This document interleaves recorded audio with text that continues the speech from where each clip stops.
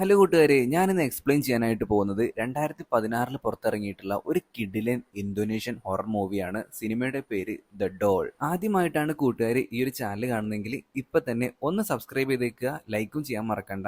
ഒട്ടും വൈകാതെ നമുക്ക് നേരെ കഥയിലോട്ട് കടക്കാം. സിനിമയുടെ തുടക്കത്തിൽ തന്നെ കാണിക്കുന്നത് 3 സിബ്ലിങ്സിനെയാണ്. അവരിപ്പോൾ എത്തിയിരിക്കുന്നത് പാരാനോർമൽ ഇൻവെസ്റ്റിഗേഷൻ നടത്തുന്ന ലാരസ് എന്ന് പറയുന്ന ഒരു യുവതിയുടെ അടുത്തേക്കാണ്. അവർക്ക് നേരിട്ട ഒരു പ്രേതാനുഭവം അവർ തുറന്നു പറയുകയാണ്. അതായത് ഇവരുടെ ഈ കുഞ്ഞനിയന് മൂത്രം ഒഴിക്കാൻ മുട്ടിയപ്പോൾ ബാത്റൂം ഒന്നും കിട്ടിയില്ല. അപ്പൊ അവർ വണ്ടി നിർത്തിയിട്ട് ഒരു മരത്തിന് ചുവട്ടിലായിട്ട് മൂത്രം ഒഴിച്ച ആ പയ്യൻ, അതിന്റെ മുകളിലായിട്ട് ഒരു പാവ ഉണ്ടായിരുന്നു.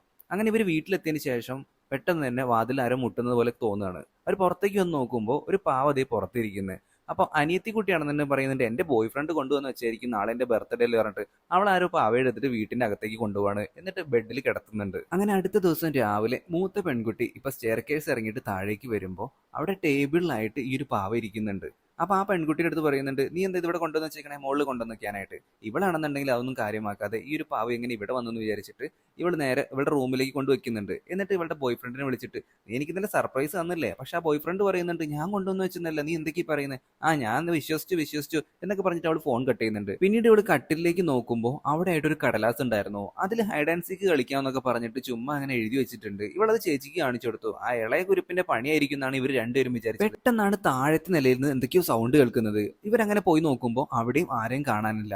പിന്നീട് ഇതേ മുകളിലത്തെ നിലയിൽ നിന്ന് എന്തൊക്കെയോ സൗണ്ട് കേൾക്കുന്നത്. അവരങ്ങനെ ഓടിപ്പോയിട്ട് മുകളിലത്തെ നിലയിൽ നോക്കുമ്പോൾ അവിടുത്തെ ബാത്റൂമിലായിട്ട് ഇതേപോലെ തന്നെ ഹൈഡ് ആൻഡ് സീക്ക് കളിക്കാന്നൊക്കെ പറഞ്ഞിട്ട് ഇങ്ങനെ എഴുതി വെച്ചിട്ടുണ്ട്. ഒപ്പം ആ ഒരു പാവയും ആ ഒരു ബാത്റൂമിലുണ്ട്. അപ്പോഴേക്കും ഇളയ കുരിപ്പിനെ അങ്ങോട്ടേക്ക് വിളിച്ചിട്ട് ചോദിച്ചു, നിന്റെ പണിയാണോന്ന്. എന്റെ പണിയൊന്നല്ല, ഈ പാവയാണല്ലോ ഞാൻ അന്ന് ആ മരത്തിൽ കണ്ടതെന്ന് പറയുന്നുണ്ട്. എപ്പോ? ഞാൻ അന്ന് മൂത്രമൊഴിച്ചില്ലേ, അപ്പൊ കണ്ടത്. അങ്ങനെ ഇളയ സഹോദരി വൃത്തികെട്ട പാവ എന്നും പറഞ്ഞുകൊണ്ട് അവരുടെ വേസ്റ്റ് ബിന്നിലേക്ക് ഈ ഒരു പാവയെ വലിച്ചെറിയുന്നുണ്ട്. പക്ഷെ അതുകൊണ്ടൊന്നും തീർന്നില്ല. അന്ന് രാത്രി ആയപ്പോഴും ഇതേപോലെ ആരോ വാതിൽ വന്ന് മുട്ടുന്നുണ്ട്. ഇവർ വാതിൽ തുറന്നു നോക്കുമ്പോൾ ഒരു കുറിപ്പാണ് ഇവർക്ക് കിട്ടുന്നത്. ആ പരിസരത്തുണ്ടായിരുന്ന ഒരു സെക്യൂരിറ്റിയോട് ഇവർ കാര്യം തിരക്കി. ഈ ഒരു കടലാസ് ചേട്ടാ, ഞങ്ങളുടെ വീട്ടിൽ ആരെങ്കിലും കൊണ്ടുവന്നിടുന്നത് നിങ്ങൾ കണ്ടിരുന്നോ? പുള്ളിക്കാരൻ ആരെയും കണ്ടില്ല എന്നാണ് പറയുന്നത്. ഇവർ വീട്ടിലേക്ക് തിരിച്ചു വന്നപ്പോൾ തന്നെ അനിയന്റെ കരച്ചിലാണ് കേൾക്കുന്നത്. മുകളിലത്തെ നിലയിലേക്ക് പോയി നോക്കിയപ്പോൾ അവന്റെ കാലാണെന്നുണ്ടെങ്കിൽ മുറിഞ്ഞിട്ടുണ്ട്. ഒപ്പം ആ റൂമിൽ ഈ ഒരു പാവ വീണ്ടും വന്നിരിക്കുന്നുണ്ട്. ഇതാണ് ഞങ്ങൾക്ക് നേരിട്ട പ്രേതാനുഭവം എന്ന് ലാറാസിന്റെ അടുത്ത് ഈ കുട്ടികൾ പറയുകയാണ്. പിന്നീട് ഈ ഒരു സീന് കട്ടായിട്ട് നമ്മുടെ ഡാനിയലും അന്യയുമാണ് കാണിക്കുന്നത്. നമ്മുടെ ഡാനിയലിന് കൺസ്ട്രക്ഷൻ സൈറ്റിലാണ് വർക്ക്. അപ്പൊ അവന് പ്രൊമോഷൻ കിട്ടിയിട്ട് അവരിപ്പോ പുതിയൊരു നാട്ടിലേക്ക് വന്നിരിക്കുകയാണ്. അതും ഈ ഒരു സംഭവങ്ങളൊക്കെ നടക്കുന്ന അതേ നാട്ടിലേക്ക്. EMI ആണെന്നുണ്ടെങ്കിലും അവൻ സ്വന്തമായിട്ട് ഇപ്പൊ ഒരു വീട് സ്വന്തമാക്കിയിരിക്കുകയാണ്. ഭാര്യയായിട്ടുള്ള അന്യക്ക് ഒരുപാട് സന്തോഷമായി. അധികം വൈകാതെ തന്നെ പുതിയ വീട്ടിലേക്ക് ഇവർ താമസം മാറി. കമ്പനി വക കാറ് വരെ ഇപ്പൊ ഇവർക്ക് സ്വന്തമായിട്ടുണ്ട്. അതിന്റെ ത്രില്ലിലാണ് അന്യ. അന്യക്കും ചെറിയ രീതിയിൽ ഒരു ജോലിയുണ്ട്. മറ്റൊന്നുമല്ല, പാവകളെ ഉണ്ടാക്കുന്ന പരിപാടിയാണ്. വീടിന്റെ അകത്ത് CCTV മറ്റുമൊക്കെ നമ്മുടെ ഡാനിയൽ സെറ്റ് ചെയ്തു വെക്കുന്നുണ്ട്. അതിനുശേഷം ഇവർ പുറത്ത് നിൽക്കുമ്പോഴാണ് അയൽവക്കക്കാരിയായിട്ടുള്ള നിക്കനെ ഡാനിയലും അന്യയും പരിചയപ്പെടുന്നത്. ഡാനിയൽ ആണെന്നുണ്ടെങ്കിൽ വീട്ടിലെ സാധനങ്ങളൊക്കെ എടുത്തു വെക്കുന്ന തിരക്കിലായിരുന്നു. ഈ സമയം നിക്കനാണെന്നുണ്ടെങ്കിൽ മറ്റു ഫ്ലാറ്റുകളിലുള്ള എല്ലാ പെണ്ണുങ്ങളെയും കൂട്ടിയിട്ട് അവിടെ ഒരു ചെറിയ കുടുംബശ്രീ തന്നെ നടത്തുന്നുണ്ട്. അങ്ങനെ അടുത്ത ദിവസം തന്നെ നമ്മുടെ ഡാനിയൽ സൈറ്റിലേക്ക് പോവുകയാണ്. എന്നിട്ട് അവിടുത്തെ പണിക്കാരോട്, ഞാൻ പറഞ്ഞിട്ടും എന്താണ് ആ മരം മുറിക്കാത്തെന്ന് ചോദിക്കുകയാണ്. ആ മരത്തിലിരിക്കുന്ന പാവ കുറച്ച് സീനാണ്. ഒരു പയ്യനാണെന്നുണ്ടെങ്കിൽ അതിന്റെ താഴെ മൂത്രമൊഴിച്ചിട്ടുണ്ടായിരുന്നു. പിന്നീട് അവന് നല്ല രീതിയിലുള്ള പണിയൊക്കെ കിട്ടിയിട്ടുണ്ടായിരുന്നു. നാട്ടുകാർ മൊത്തം പറയുന്നത് ആ മരം ഒന്നും ചെയ്യരുതെന്നാണ്.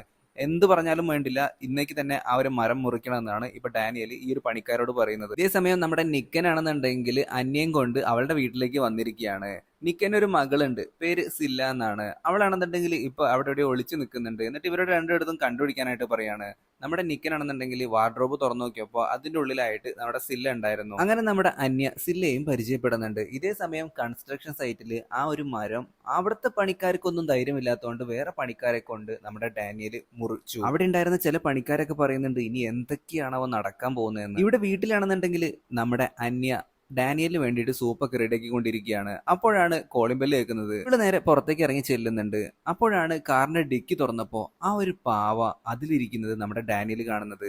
ഇതെങ്ങനെയാ വന്നത് എനിക്കറിയില്ല, അതങ്ങോട്ട് കളഞ്ഞേക്കെന്ന് പറയുമ്പോൾ, നല്ല പാവയല്ലേ, ഇതിനെ ഞാൻ എടുക്കുക എന്ന് പറഞ്ഞിട്ട് നമ്മുടെ അന്യ അതിനെയും കൊണ്ട് അകത്തേക്ക് വരികയാണ്. എന്നിട്ട് അതിനെ കഴുകി വൃത്തിയാക്കി അവിടെ ഉണ്ടായിരുന്ന മറ്റു പാവകൾക്കൊപ്പം വയ്ക്കുകയാണ്. അങ്ങനെ അന്ന് രാത്രി വളരെ സന്തോഷത്തോട് കൂടിയിട്ട് അന്യയും ഡാനിയലും കെട്ടിപ്പിടിച്ച് കിടന്നുറങ്ങുകയാണ്. കുറച്ചു നേരം കഴിഞ്ഞപ്പോൾ ഡാനിയൽ നല്ല ഉറക്കാണ്. അന്യ എന്തോ ഒരു സൗണ്ട് കേട്ടിട്ട് ഞെട്ടി ഉണരുകയാണ്. സാധാരണ സിനിമയിൽ നടി ഒറ്റയ്ക്ക് ഇറങ്ങി പോകാണല്ലോ പതിവ്. പക്ഷേ കെട്ടിയോനെ വിളിച്ചിട്ട് അവൾ ഇറങ്ങി പോകുന്നുള്ളൂ. നമ്മുടെ ഡാനിയൽ എഴുന്നേറ്റു. അവനാണെന്നുണ്ടെങ്കിൽ കൊതുകിനടിക്കുന്ന ബാറ്റും അതുപോലെ തന്നെ നമ്മുടെ അന്യാണെന്നുണ്ടെങ്കിൽ ഒരു ചൂലും കയ്യിൽ പിടിച്ചിട്ടുണ്ട്. രണ്ടുപേർക്കും നല്ല പേടിയുണ്ട്. പമ്മി പമ്മി ഇവരൊരു വിധം അടുക്കളയിലേക്ക് പോയി നോക്കുന്നുണ്ട്. അവിടുത്തെ ലൈറ്റ് ഓണാക്കി നോക്കിയപ്പോ അവിടെ ഒരു ഗ്ലാസ് വീണ് പൊട്ടിയതായിരുന്നു. ഇതെങ്ങനെയാ, വല്ല എലിയായിരിക്കും എന്നാണ് ഇവർ രണ്ടുപേരും വിചാരിക്കുന്നത്. പെട്ടെന്ന് മുകളിൽ നിന്നൊരു സൗണ്ട് കേൾക്കുകയാണ്. അങ്ങനെ ഇവര് പമ്മി പമ്മി മുകളിലേക്ക് പോവാണ്.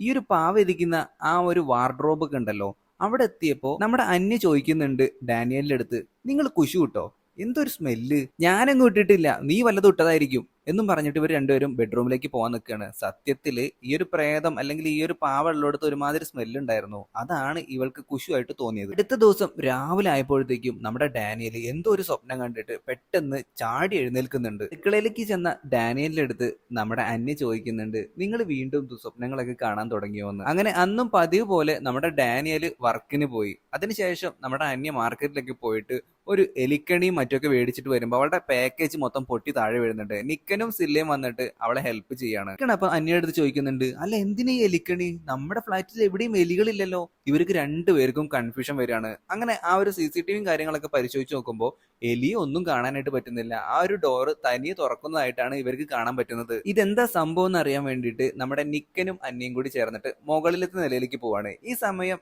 ഈ മകളായിട്ടുള്ള സില്ലയാണെന്നുണ്ടെങ്കിൽ താഴത്തെ നിലയിൽ ഏതോ ഒരു പെൺകുട്ടിയോട് സംസാരിക്കുന്നുണ്ട്. പക്ഷെ അത് കാണിക്കുന്നില്ല ആരാണെന്ന്. അതേസമയം മുകളിലത്തെ നിലയിൽ നിന്ന് നിക്കനാണെന്നുണ്ടെങ്കിൽ ഇപ്പൊ അന്യടുത്ത് സംസാരിച്ചുകൊണ്ടിരിക്കുമ്പോഴാണ് അവിടെ വെച്ചിരിക്കുന്ന ആ ഒരു പാവയെ നിക്കൻ കാണുന്നത്. അത് കണ്ടതോട് കൂടിയിട്ട് അവൾക്ക് പേടിയാവാൻ തുടങ്ങി. നീ എന്ത് പണിയാണ് ചെയ്തിരിക്കുന്നത്, ഇതിന് എവിടുന്ന് കിട്ടിയെന്ന് ചോദിക്കുമ്പോൾ അവൾ കാര്യങ്ങളൊക്കെ പറഞ്ഞു. ഡാനിയലിന് ഇങ്ങനെ ഒരു കൺസ്ട്രക്ഷൻ സൈറ്റിൽ കിട്ടിയതാണ്, അത് ഇവിടെ കൊണ്ടുവന്ന് വെച്ചാന്നൊക്കെ പറഞ്ഞപ്പോൾ ഇത് എത്രയും പെട്ടെന്ന് ഇവിടുന്ന് കളഞ്ഞോ, ഇനി വലിയ ആപത്തൊക്കെ ആയിരിക്കും വരാൻ പോവാന്നാണ് നിക്കൻ ഇപ്പോൾ നമ്മുടെ അന്യയുടെ അടുത്ത് പറയുന്നത്. പക്ഷെ അപ്പോഴും നമ്മുടെ അന്യ അതത്ര കാര്യമാക്കിയില്ല. എന്നാലും ആ ഒരു പാവയെ കാണുമ്പോൾ തന്നെ എന്തോ ഒരു അസ്വസ്ഥത തോന്നി തുടങ്ങിയിട്ടുണ്ട്. അന്ന് രാത്രിയും ഇതേപോലെ തന്നെ വീടിന് പുറത്തുനിന്ന് ഒരു സൗണ്ട് കേട്ടിട്ട് നമ്മുടെ അന്യ വാതിൽ തുറന്ന് നോക്കുമ്പോൾ ഒരു കുറിപ്പ് കാണുകയാണ്. എന്റെ കൂടെ ഹൈഡ് ആൻഡ് സീക്ക് കളിക്കാൻ വരുന്നു എന്ന് ചോദിച്ചിട്ട് തൊട്ടപ്പുറത്തെ ഫ്ലാറ്റിന്റെ മുമ്പിലായിട്ട് തന്നെ നമ്മുടെ സില്ലാണെന്നുണ്ടെങ്കിൽ വള്ളിച്ചാട്ടം ചാടിക്കൊണ്ടിരിക്കുന്നുണ്ട്. ഈ കുട്ടി ചെയ്ത പണിയായിരിക്കുന്നതാണ് ഇവർ രണ്ടുപേരും ഇപ്പൊ കരുതുന്നത്. അടുത്ത ദിവസം രാവിലെ തന്നെ നമ്മുടെ ഡാനിയൽ പണിക്ക് പോയി. അതിനുശേഷം നമ്മുടെ അന്യാണെന്നുണ്ടെങ്കിൽ ഡോളും മറ്റൊക്കെ റെഡിയാക്കി കൊണ്ടിരിക്കുമ്പോഴാണ് വീണ്ടും പുറത്തുനിന്ന് ആരും വാതിൽ മുട്ടുന്നത് കേൾക്കുന്നത്. അവള് പുറത്തുനിന്ന് പോയി നോക്കിയപ്പോൾ ആ ഒരു കുറിപ്പ് വീണ്ടും കാണുന്നുണ്ട്. പക്ഷെ ആ ഫ്ലാറ്റിന് മുമ്പിൽ ആരും തന്നെ ഉണ്ടായിരുന്നില്ല.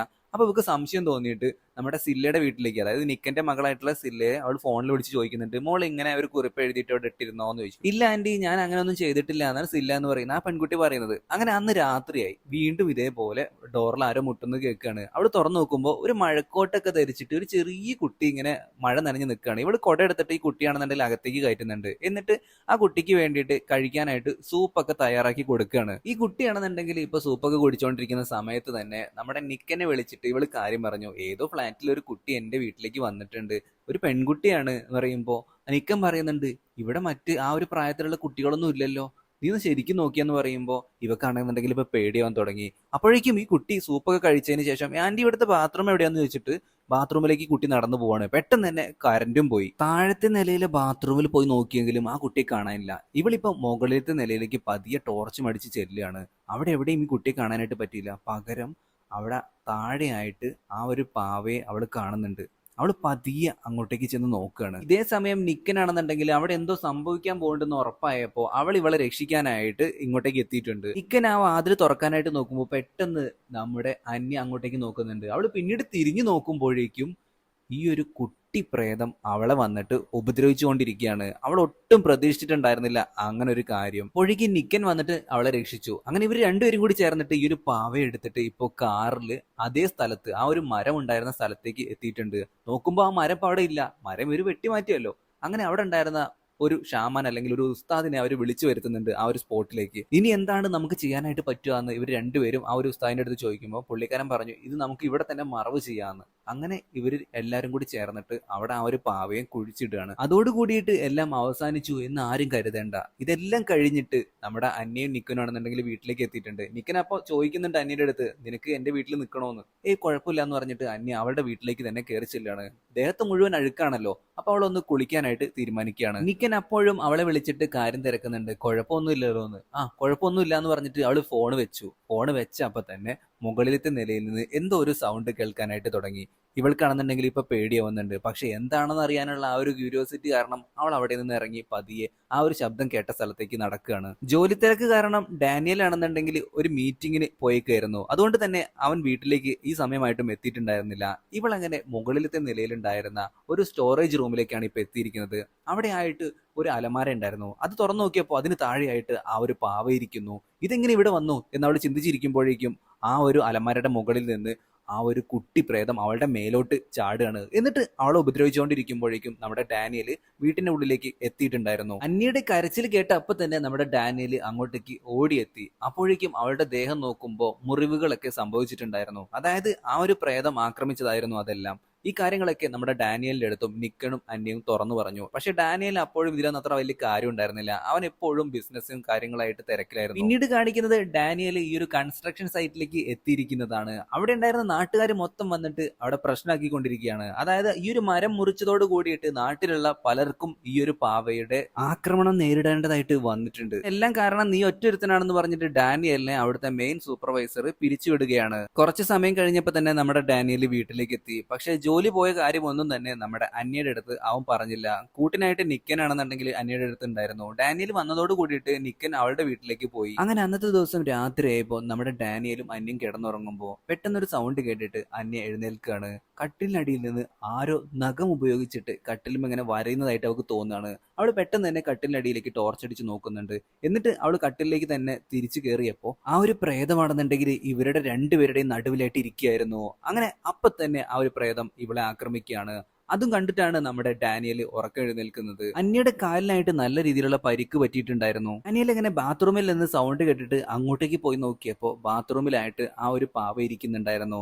ബാത്റൂം നിറയെ ഈ ഒരു ഹൈഡ് ആൻഡ് സീക്ക് കളിക്കാൻ വരുമോ എന്നുള്ള രീതിയിൽ എഴുത്തുകളും ഉണ്ടായിരുന്നു. അങ്ങനെ ഇപ്പോൾ നമ്മുടെ ഡാനിയലും ഇക്കാര്യത്തിലൊക്കെ വിശ്വാസമായിട്ടുണ്ട്. പിന്നീട് കാണിക്കുന്നത് ലാറാസിനെയാണ്. പുള്ളിക്കാരുടെ ഭർത്താവ് മരിച്ചു പോയിട്ടുണ്ട്. ഉച്ചി എന്ന് പറയുന്ന ഈ ഒരു പ്രേതത്തെ തളയ്ക്കാനായിട്ടുള്ള ആ ഒരു ശ്രമത്തിന്റെ ഇടയിലാണ് ഈ ഒരു ഭർത്താവ് മരിച്ചു പോയിട്ടുണ്ടായിരുന്നത്. അങ്ങനെ ഇവരുടെ വീട്ടിലേക്ക് ഇപ്പോൾ ലാറാസ് വന്നിരിക്കുകയാണ്. ഇവരെ ഹെൽപ്പ് ചെയ്യാന്ന് പുള്ളിക്കാരി പറയുന്നു. വീട്ടിലേക്ക് എത്തിയിട്ടുണ്ടായിരുന്ന നമ്മുടെ ലാറാസ് ആണെന്നുണ്ടെങ്കിൽ സൈക്കോഗ്രാഫി ഉപയോഗിച്ചിട്ട് ഈ ഒരു ഉച്ചിയുമായി കമ്മ്യൂണിക്കേറ്റ് ചെയ്യാൻ ശ്രമിക്കുകയാണ്. അതിൽ നിന്നും ലാറാസിന് മറ്റൊരു കാര്യം കൂടി വ്യക്തമായി. ഉച്ചി എന്ന് പറയുന്ന ആ ഒരു പ്രേതമാണെന്നുണ്ടെങ്കിൽ ഇപ്പൊ സാത്താനുമായിട്ട് ഒരു ഉടമ്പടി എടുത്തിട്ടുണ്ടായിരുന്നു. ഈ ഒരു കാര്യത്തിൽ ലാറാസ് ഇടപെട്ടതുകൊണ്ട് തന്നെ ഇപ്പൊ ഉച്ചി എന്ന് പറയുന്ന ആ ഒരു പ്രേതത്തിന് അരിശം കയറിയിട്ട് അവിടെ മൊത്തം കാലാവസ്ഥയും മറ്റൊക്കെ മാറിക്കൊണ്ടിരിക്കുകയാണ്. പുറത്താണെന്നുണ്ടെങ്കിൽ ഡോറും മറ്റൊക്കെ അടഞ്ഞുകൊണ്ടിരിക്കുകയാണ്.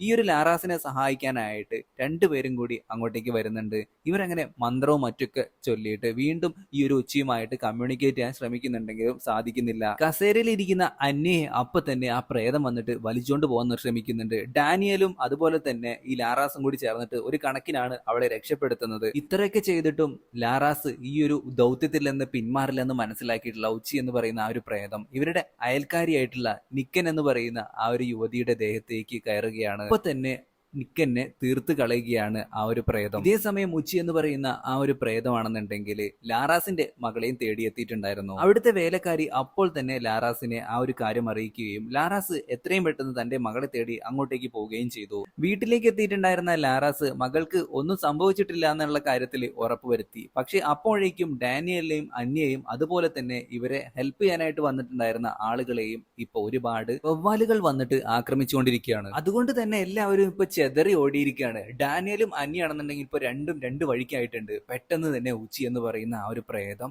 അന്യയുടെ ദേഹത്തേക്ക് കയറുകയാണ്. എന്നിട്ട് ഡാനിയലിനെ വളരെ കൊടൂരമായിട്ട് ആക്രമിച്ചുകൊണ്ടിരിക്കുകയാണ്. എന്തോ ഭാഗ്യത്തിന് അപ്പോഴേക്കും ലാറാസ് വീണ്ടും ഇവരുടെ ഒരു വീട്ടിലേക്ക് വരികയാണ്. എന്നിട്ട് അന്യയെ തടയുന്നു. അന്യയുടെ ദേഹത്ത് നിന്നും ഈ ഒരു പ്രേതത്തെ നമ്മുടെ ലാറാസ് ഒഴിപ്പിക്കുമ്പോഴാണ് നമ്മുടെ ലാറാസിന് ഒരു കാര്യം മനസ്സിലാവുന്നത്. യഥാർത്ഥത്തിൽ ഡാനിയൽ ഒരു കള്ളനായിരുന്നു.